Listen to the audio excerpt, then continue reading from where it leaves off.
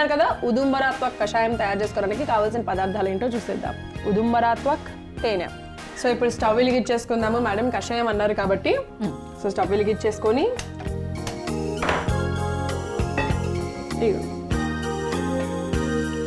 2 గ్లాసెసా 1 గ్లాసా? 1 glass సరిపోతుందా?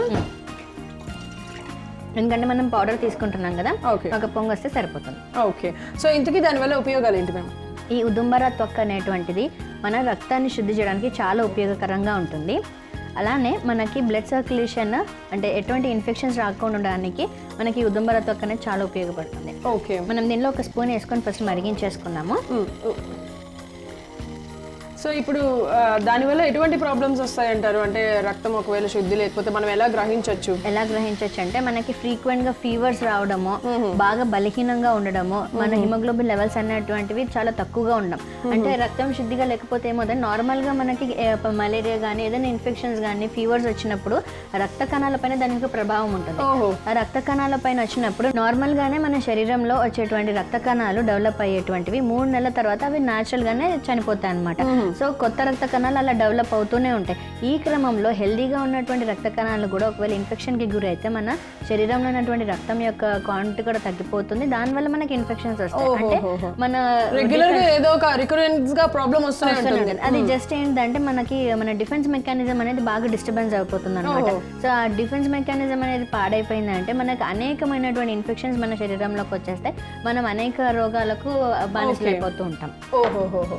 So అలా కనిపెట్టచ్చు అనమాట. ఒకవేళ మనకి రెగ్యులర్ గా ఏదైనా జ్వరము, జలుబు, దగ్గు ఇట్లాంటివి కూడా సో రికరెంట్ గా రెగ్యులర్ గా వస్తున్నట్లయితే గనుక ఇలాంటి కషాయం తయారు చేసుకొని తీసుకున్నట్లయితే అవన్నీ కూడా తగ్గుముఖం పడతాయి అనమాట. సో ఇంకా కూడా మనకి వామిటింగ్స్ ఎక్కువగా రావడం, తీసుకున్న ఆహారం జీర్ణం కాకపోవడం, అసలు ఆహారం తీసుకోబుద్ధి అవ్వకపోవడం, కొంచెం తిన్నగానే కడుపు నిండిపోవడం, అసలు ఎటువంటి దానిపైన కూడా మనం ఫోకస్ చేయలేకపోవడం, కాన్సన్ట్రేషన్ తగ్గిపోవడం, ఇలా అనేకమైనటువంటి కారణాలు కూడా ఉంటాయి అనమాట. లక్షణాలు కూడా మనకు కనిపిస్తూ ఉంటాయి. సో అలాంటప్పుడు మనం ఇలా న్యాచురల్ ఉదుంబర అంటే మనం మేడి చెట్టు అంటూ ఉంటాం కదా, సో దాని యొక్క బెరడు చున్నం అప్పటికప్పుడు కూడా మనం పౌడర్ చేసేసుకుని ఇలా తీసుకున్నట్లయితే మనకి రక్తం శుద్ధిగా ఉంటుంది. అలానే ఫీమేల్స్ అంటే ముఖ్యంగా ఆడవాళ్ళలో కూడా రెగ్యులర్గా మెన్స్ట్రల్ సైకిల్స్ అన్ని కూడా ప్రాపర్గా వస్తే వాళ్ళకి అనేమియా బారిన పడకుండా కూడా మనకి హెల్ప్ అవుతుంది. ఓకే, ఇప్పుడు మనం దీన్ని ఎప్పుడు ఎంత తీసుకోవాలి, ఎన్ని రోజులు తీసుకోవాలి?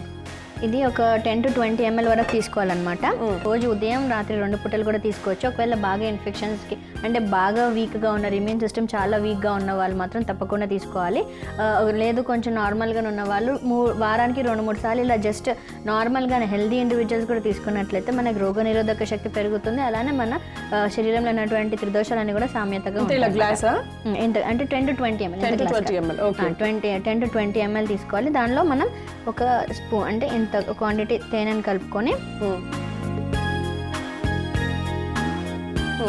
మిక్స్ చేసుకొని చక్కగా తాగేసేయచ్చు. ఎందుకంటే కొంచెం వగరగా ఉంటుంది కదా కషాయం అన్నాం కదా, సో ఒకవేళ తేనెను కలుపుకోవచ్చు. ఒకవేళ తేనె ఇష్టపడని వాళ్ళు కొంచెం పటిక బెల్లం కానీ కూడా వేసుకొని తాగేసేయచ్చు.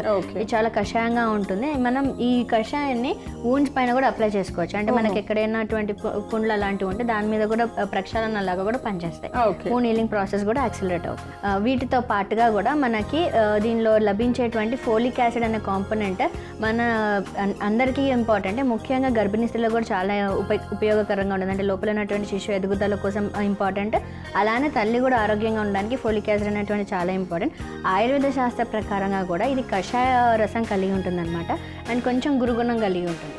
ముఖ్యంగా కూడా ఇది వూండ్స్ అంటే మనం ఇందాక అనుకున్నట్టుగా డయాబెటిక్ వూండ్స్ అంటుంటాం కదా, అంటే లాంగ్ స్టాండింగ్ డయాబెటీస్ ఉన్నటువంటి వాళ్ళకి చిన్న చిన్న పుండ్లు వచ్చినప్పుడు అవి చాలా కాలం హీల్ అవ్వడానికి అవుతుంది. సో ఈ కషాయంతో కానీ దాన్ని ప్రక్షాళన అంటే దాన్ని తరచూ మనం వాష్ చేస్తూ ఉంటే ఆ వూండ్స్ అనేటువంటివి కూడా హెల్దీగా ఉంటాయి. అండ్ మానిపోతే మళ్ళీ రాకుండా కూడా మనకి ఉంటుంది అనమాట. సో టోటల్గా అండ్ మనం లోపలికి తీసుకోవచ్చు, బయటకి ఎక్స్టర్నల్గా కూడా దీన్ని అప్లై చేసుకోవచ్చు. ఓన్లీ పేస్ట్ కూడా అప్లై చేసుకోవచ్చు. సో ఇన్ని ఉపయోగాలు ఉన్నటువంటి ఈ ఉదుంబరాత్వక్ కషాయం రెడీగా ఉంది. సో చూసారు కదా, రక్తాన్ని శుద్ధి చేసేటువంటి ఉదుంబరాత్వక్ కషాయం అనమాట. మేడం చెప్పినట్టుగా ఎస్పెషల్లీ ఓన్లీ వాళ్ళకే కాకుండా డయాబెటిక్ పేషెంట్స్, షుగర్ పేషెంట్స్కి చిన్న దెబ్బ తగిలా చాలా బాధపడుతూ ఉంటారు కదా, అలాంటి వాళ్ళు ఈ కషాయంతో అలా రెగ్యులర్గా గనక అంటే ఆ కషాయం ఆ దెబ్బ మీద వేసుకొని అట్లా వాడుతూ ఉంటే గనక తగ్గిపోతుందంట త్వరగానే. సో అలా కూడా మనకి ఒక టిప్ కూడా పాటించవచ్చు. ఒకవేళ అవసరమైన వాళ్ళు ఈ టిప్ని ఫాలో అవ్వండి. మరి దీనికి కావాల్సిన పదార్థాలు తయారు చేసే విధానం మరొకసారి మీకోసం. ఉదుంబరాత్వక్ కషాయం కషాయం తయారు చేసుకోవడానికి కావాల్సిన పదార్థాలు: ఉదుంబరాత్వక్, తేనె. ఉదుంబరాత్వక్ కషాయం తయారు చేసుకునే విధానం: ముందుగా స్టవ్ వెలిగించి గిన్నె పెట్టుకొని అందులో 1 గ్లాస్ నీళ్లు పోసి వేడి చేసుకోవాలి. నీళ్లు మరిగాక 1 చెంచా ఉదుంబరాత్వక్ చూర్ణం వేసి కాసేపు మరిగించుకొని స్టవ్ ఆఫ్ చేసి గ్లాసులోకి పోసుకొని కొద్దిగా తేనె కలుపుకుంటే రోగ నిరోధక శక్తిని పెంచి శరీరంలో త్రిదోషాలను సమపాలంలో ఉంచి రక్తాన్ని శుద్ధి చేయడమే కాకుండా జీర్ణ వ్యవస్థను సక్రమంగా ఉంచే ఉదుంబరాత్వక్ కషాయం రెడీ.